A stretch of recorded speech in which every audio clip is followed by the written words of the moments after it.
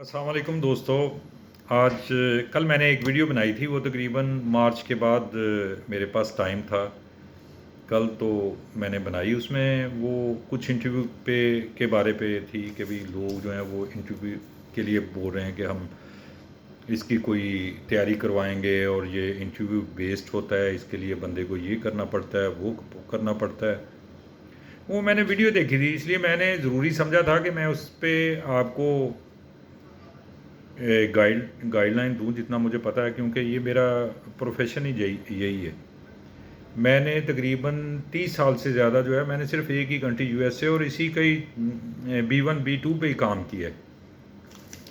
कल 136 number video थी, आज जो है 137 नंबर होगा। उसमें मैंने कोई ऐसा एंगल या कोई ऐसी चीज़ नहीं थी जो मैं आपको ना बताई हो कि भी इस एंगल से इस तरह आप अगर होंगे तो आप क्वालिफाई करते हैं, अगर ये ना हो तो आपकी ये कमी है तो आप इस तरह से उसको दूर कर सकते हैं।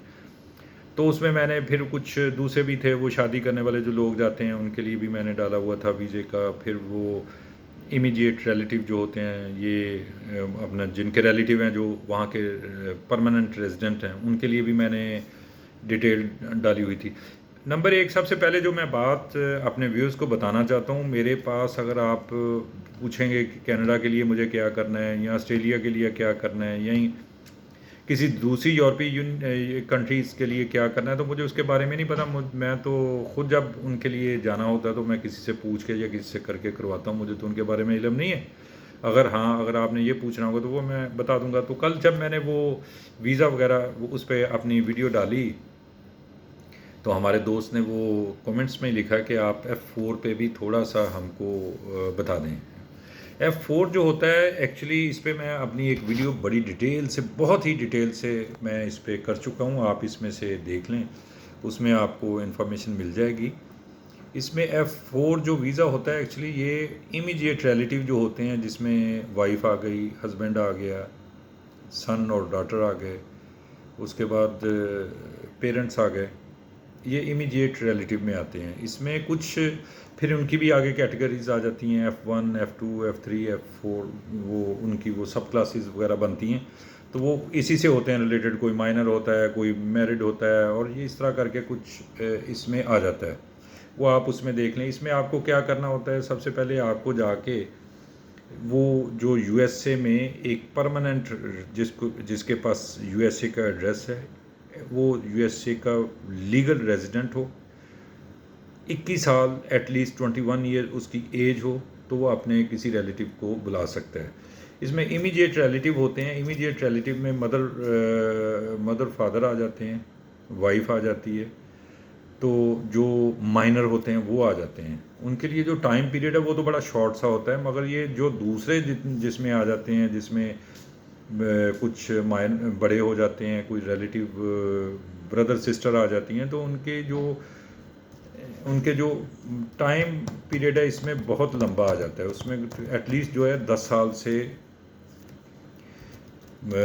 वो टाइम पीरियड जो है ना, वो आप देखेंगे अभी वो उनका चल रहा है कुछ, मेरा ख्याल है कोई 2012 2013 का इस तरह का कोई टाइम चल रहा है। मैंने चेक नहीं किया, आप चेक कर सकते हैं उसमें, इनकी स्टेट डिपार्टमेंट की वेबसाइट पे जाके, वो आपको ज़रा सही आ जाएगा। तो बाकी जो इमीडिएट रिलेटिव होते हैं उसमें आपको वो 1 साल के अंदर, वो 7-8 महीने नॉर्मली जो है एक साल लग जाता है। उसके लिए आपको क्या करना पड़ता है, आपको एक एप्लीकेशन, वो पिटीशन जो है वहाँ से वो फाइल करनी पड़ेगी। वो आपका रिलेटिव वो प्रूव करेगा, तो वो आपको फिर जो उनका वो USCIS है, उसमें वो पिटीशन सबमिट करनी पड़ती है। वो आपकी उसमें आपने ये प्रूव करना होता है कि ये मेरे रिलेटिव हैं। इसमें आपको मैरिज सर्टिफिकेट देना पड़ता है, बर्थ सर्टिफिकेट देने पड़ते हैं, वो कुछ उनके हैं, वो नॉर्मल सी हैं, वो आपको सबमिट करेगा आपका रिलेटिव। वो आपको अप्रूवल या डिनाइल का वो आपको बता देगा। अगर रिफ्यूज़ किया है या उनमें कुछ कमी रह गई तो वो आपको बता देंगे। और वो आपको एक फॉर्म जो होता है I-130, वो फॉर्म फिल करना पड़ता है। तो उसके बाद जो है आपको एक एफिडेविट ऑफ सपोर्ट देना पड़ता है। तो एफिडेविट ऑफ सपोर्ट देना पड़ता है, उसमें ये होता है कि ये अगर कल में कोई डिवोर्स हो जाए, कुछ प्रॉब्लम हो जाए, तो ये अब वहाँ का जो सोशल سسٹم ہے وہاں پہ وہ اس پہ بوجھ نہ بنے. تو یہ ہوتے ہیں وہ فارم وغیرہ وہاں سے فل کریں, اور باقی ڈیٹیل اگر اس میں آپ نے دیکھنی ہے اس میں وہ دیکھ لیں. پھر وہ ایک اس کا جب وہاں سے اپروول آ جاتی ہے تو پھر آپ لائن میں لگ جاتے ہیں, آپ کو وہ آتا جائے گا, آپ چیک کرتے جائیں. جب آپ کا پٹیشن کا ٹائم آ جائے گا آپ کونسلیٹ میں جائیں, وہاں پہ آپ کو کچھ میرے خیال کوئی ویکسینیشن وغیرہ اور اس طرح کے کوئی ڈاکومنٹ جو ہیں وہ آپ کو وہ ہر کنٹری کے حساب سے ہوتا ہے, ویکسینیشن وغیرہ اور میڈیکل کے کچھ ہوتے ہیں وہ دینے پڑیں گے. تو یہ ساری چیزیں ہیں. تو اگر اس میں اور بھی کسی چیز کی ضرورت ہو تو آپ بتائیں. ٹائم یہ 65,000 جو ہے نا, یہ F4 ویزا جو ہے وہ ہر سال کے حساب سے وہ یو ایس کے جو ہے وہ اسٹیٹ ڈپارٹمنٹ وہ اپروو کرتا ہے. تو اس میں ہر کنٹری کے حساب سے بھی ہوتا ہے, انہوں نے ڈیوائڈ کیا ہوتا ہے. تو آپ اس کو چیک کرتے جائیں, آپ کو ملے گا. اس کے لیے سب سے جو مین ہے آپ کا وہ ریلیٹیو جو آپ کے لیے اپلائی کرنا چاہتا ہے وہ وہاں کا لیگل ریزیڈنس ہو, اس کے پاس ایڈریس ہو, آپ ایفیڈیوٹ آف سپورٹ آپ کا وہ اپنے اوپر لے کہ بھی یہ اگر کل میں کچھ ریلیشن میں خرابی آ گئی یا کچھ ایسی ہو گئی وہ مر جائے تو آپ جو ہے وہ اس پہ گورنمنٹ پہ بوجھ نہیں بنیں گے. یہ اس کا ہوتا ہے. تو یہ سارے کر کے تو جب فارم وغیرہ آئے گا تو آپ کو وہ بلا لیں گے کہ بھی آپ آئیں انٹرویو کے لیے, آپ انٹرویو پہ جائیں اور اپنا سارا کریں.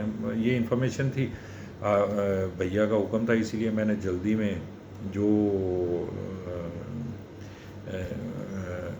تھا میرے پاس وہ میں نے آپ کو بتا دیا. اگر اس میں اور بھی کوئی کمی ہو تو میرا دوسرا دیکھ لیں, یا اگر کوئی اور بھی پوائنٹ میرے پاس ذہن میں نہیں آیا ابھی تو آپ مجھے کر لیں. B1